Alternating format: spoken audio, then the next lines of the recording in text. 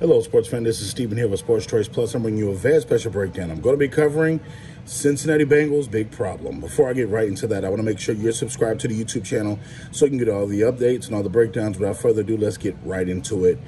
Looking at the Cincinnati Bengals NFL season, you're looking at they have one of the most talented teams in the NFL from the standpoint from the offensive passing attack to one of the best quarterbacks to the best wide receiving core.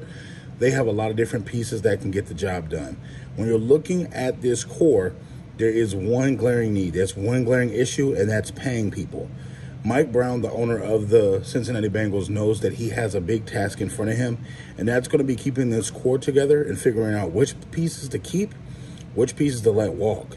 We've already seen this offseason where Joe Mixon has to compromise his contract and reduce his in order to stay a member of the Bengals. You're looking at Jamar Chase is up for an update. You're also looking at Tyler Boyd, T. Higgins, and also, of course, Joe Burrow. They want to make sure that Joe Burrow is taken care of. He's the lead piece. If he doesn't get signed, nothing else works for this team. You want to think about this. The Super Bowl window for them is about 3 to 5 years with all the pieces they have right now. That shrinks when you lose a couple of pieces, but I think that having Jamar Chase and Joe Burrow is the key and essential figures to this. You can always put another running back there. They've tried to improve the offensive line. They tried to improve the defense, but you got to think. They have to play Logan Wilson. They have to pay DJ Reader. There's a number of guys that they have to pay on this Bengals roster they haven't paid yet. So at this point in time, I think it's the Cincinnati Bengals having to pay people. That's what's going to hinder them moving forward for a Super Bowl. You got to keep in mind, this is probably the last year where they have all these guys like this. I know you don't want to get rid of a guy like T. Higgins, but you may have to, whether it be for draft compensation, whether it be for younger guys that are going to be on this team. But you got to think, they have to pay these guys.